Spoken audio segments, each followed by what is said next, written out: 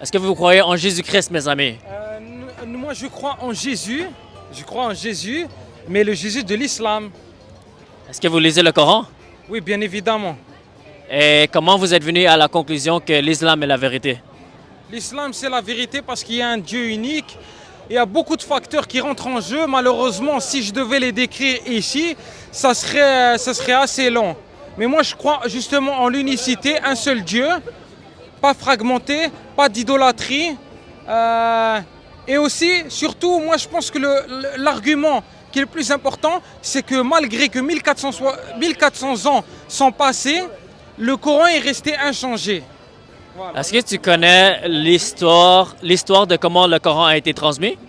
Oui, le prophète sallallahu alayhi wa sallam, il ne sait ni lire ni écrire. Ce sont les sahaba, les gens qui étaient autour de lui, qui ont mémorisé les paroles du prophète sallallahu alayhi wa sallam. Et ceux qui savaient écrire, c'est eux qui ont écrit le Coran. Voilà. Est-ce que tu es au courant qu'il y avait beaucoup de différentes variations du Coran au début de l'islam?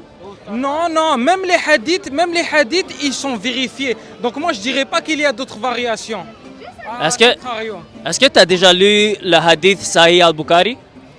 Sahih al-Bukhari, c'est un ensemble de hadiths qui ont été validés. Par contre, je ne les ai pas tous lus. Alors, dans Sahih al-Bukhari, ça nous donne une description de comment le Coran a été transmis. Oui. Et ça nous dit que le troisième calife Uthman, il a brûlé plusieurs variations du Coran et il a choisi une seule variation.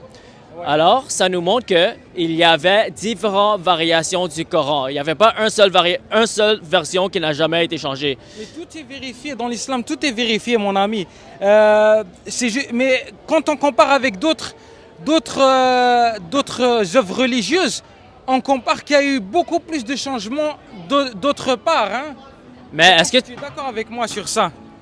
Je suis d'accord que le Coran a été transmis, mais ce n'était pas Dieu qui a transmis le Coran, c'était les hommes qui avaient la puissance pour contrôler la transmission du Coran, comme les califes, qui ont forcé leur transmission du Coran en brûlant plusieurs différentes variations et de choisir un seul texte. Alors le texte que vous avez en ce moment, ça a été choisi parmi plusieurs différentes variations du Coran. Et même les Sahaba, les compagnons de Mohammed, ils étaient pas en accord de quelle version du Coran était la bonne. Je voudrais te poser une question un petit peu rhétorique. On est d'accord que les gens qui ont transcrit le Coran, ils ont rencontré le prophète, n'est-ce pas? Les compagnons de Mohammed, ils connaissaient le prophète, oui. Oui, exactement. Mais moi, je fais plus confiance à une œuvre comme ça, disons, qu'une œuvre où est-ce qu'il y a, si je ne me trompe pas, le Nouveau Testament, où est-ce qu'il y a des gens qui n'ont même pas rencontré Jésus. N'es-tu pas d'accord avec moi sur ça? Alors, les évangiles de Jésus ont été écrits par les témoins oculaires de Jésus, oui. Mais je t'ai même pas parlé du christianisme. Je suis en train de... Oui, mais j'ai pas posé la question sur le christianisme. On peut parler de ça après, mais d'abord, comment tu... Évidemment, non, j'ai simplement repris le christianisme parce que c'est pour opposer évidemment deux religions qui sont très importantes dans le monde. Mais ma question, c'est comment tu sais que le Coran a été parfaitement transmis jusqu'à aujourd'hui? Parce qu'il est resté inchangé depuis 1400 ans. Alors, si on examine les manuscrits qui ont été découverts, oui.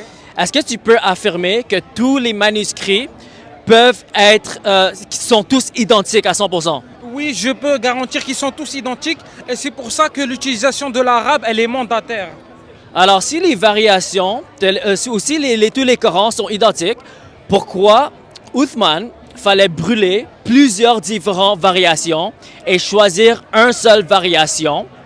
Et après cela, même avec la version de Uthman, il y avait plusieurs dialectes qui propageaient, alors plusieurs différentes manières de réciter le Coran. Oui.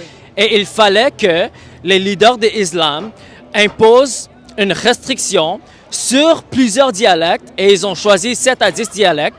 Et parmi ces 7 à 10 dialectes, on a choisi quelques-uns et c'est cette version qui est notre tradition aujourd'hui. Alors, même si on examine l'histoire de comment le Coran a été transmis, on voit qu'il n'y avait pas une seule version, il y avait plusieurs versions et la version qu'on a aujourd'hui, c'était transmis par les hommes qui ont forcé la standardisation du Coran pour assurer ou d'essayer de faire que le Coran ne change pas.